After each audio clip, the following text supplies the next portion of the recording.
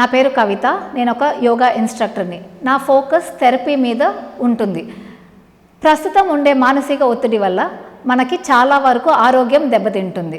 So ఈ ఆసనాలు చేయడం ద్వారా మన ఆరోగ్యాన్ని మెరుగుపరుచుకోవడానికి మనము కొన్ని ఆసనాలు నేర్చుకోబోతున్నాము.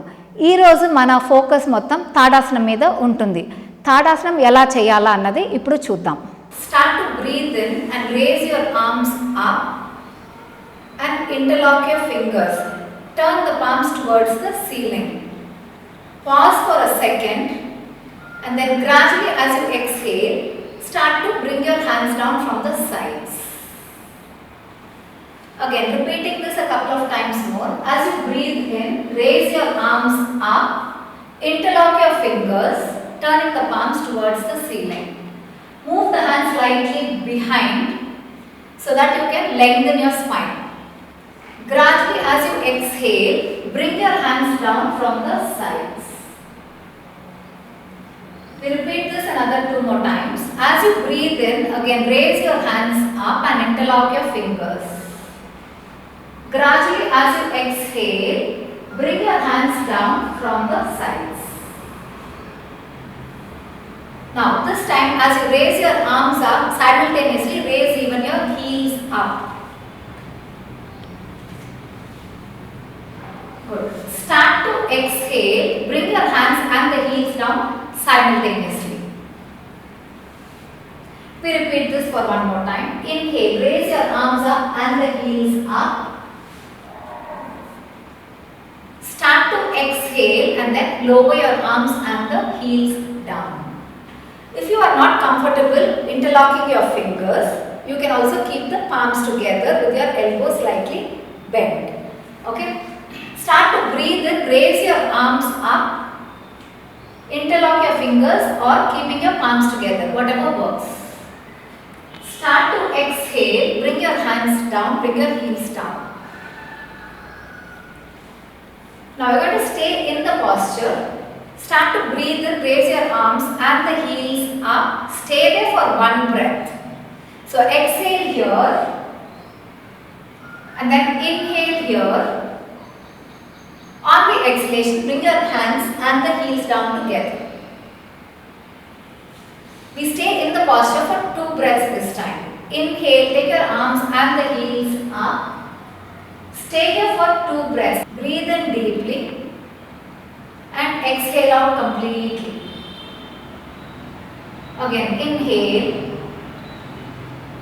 and exhale. Inhale here.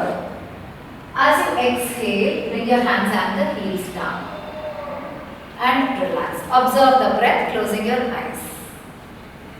Keeping your hands by the side of your body with your palms facing forward. Observe a couple of breaths. తాడాసనం చేయడం ద్వారా వచ్చే ఉపయోగం. తాడాసనం చూసారంటే పాదాల నుండి తల వరకు బలపరచుకోవడానికి, ముఖ్యంగా వెన్నెముక్క దీన్ని బలపరచుకోవడానికి, సాగదీయడానికి తాడాసనం చాలా ఉపయోగపడుతుంది. దీన్ని ఇంకొక పేరు మౌంటైన్ పోజ్. మౌంటైన్ ఎంత స్థిరంగా ఉంటుందో అలా తాడాసనంలోని మనం స్థిరత్వాన్ని పెంచుకోవచ్చు. పాదాలు, కాలు అంటే చీలమండి, మోకాలు, నడుము, వెన్నెముక్క, భుజాలు ఇవన్నిటినీ బలపరచుకోవడానికి, ముఖ్యంగా చిన్నపిల్లలు కానీ దీన్ని చేస్తే ప్రతిరోజు కానీ చేయగలిగితే హైట్ పెంచుకోవచ్చు. వాళ్ళకి ఇది చాలా మంచిది. ఎందుకంటే కండరాలని సాగదీయడం వల్ల, మనం ఒక బోన్స్ ఎముకల్ని సాగదీయడం వల్ల దీని వల్ల హైట్ పెరుగుతుంది. సో ప్రతి ఒక్కరూ చేయొచ్చు, చిన్నపిల్లల నుండి పెద్దవాళ్ళ వరకు చేయొచ్చు. పొరపాటున నిల్చుకొని చేయలేని వాళ్ళు ఏదో ఒక సపోర్ట్ తీసుకొని, ఐదర్ వాల్ సపోర్ట్ కానీ లేదా చైర్ మీద కూడా కూర్చొని తాడాసనం చేయొచ్చు. నిల్చుకొని చేయలేని వాళ్ళు కూర్చొని చేసేది ఎలా అంటే చేతుల వరకు పైకి లేపండి. శ్వాసను తీసుకుంటూ నెమ్మదిగా పైకి లేపుతూ, శ్వాసని వదిలేస్తూ నెమ్మదిగా చేతుల్ని కిందకి తీసుకురండి. ఇలా చేయడం వల్ల మనకి వెన్నెముక సాగదీయడం అన్నది నెమ్మదిగా ఆ డిస్క్ స్పేస్ లాంటివి కూడా మనం ఇంక్రీజ్ చేసుకోవచ్చు. దాని ద్వారా మనకి బ్యాక్ పెయిన్, నడుము నొప్పిని అరకట్టచ్చు. దాని ఉపశమనం ఇస్తుంది. బ్యాక్ పెయిన్కి ప్లస్ నడుముని టెన్షన్, కూర్చొని చాలాసేపు ఇప్పుడు ప్రస్తుతం ఉండే లైఫ్ స్టైల్ చూసారంటే చాలామంది మనం కూర్చొనే పని చేస్తూ ఉంటాం. సో దీని ద్వారా ఏమవుతుందంటే మనకి వెయిట్ మొత్తం నడుము లోవర్ బ్యాక్ మీద అంటే నడుము మీద వెళ్ళడం ద్వారా మనకి నడుము నొప్పి చాలా ఎక్కువగా ఉంటుంది. మన వర్క్ జాబ్ టెన్షన్తో మనం మర్చిపోతున్నాం కనీసం కదలడానికి కూడా. సో ఈ తాడాసనం కూర్చొని చేసే వాళ్ళు కూడా చేసుకోగలిగితే చాలా బెనిఫిట్, ఉపశమనం ఇస్తుంది. Back pain, shoulder pain relief ఇవన్నిటినీ ఇస్తుంది. సో నెమ్మదిగా ఆసనం చేయడం అన్నది ఒక ఎత్తు అయితే దాన్ని శ్వాసతో చేయడం అన్నది ఇంకా ఇంపార్టెంట్. ఎందుకంటే శ్వాస లేకుండా ఆసనం చేయడం వల్ల ఎటువంటి ఉపయోగం ఉండదు.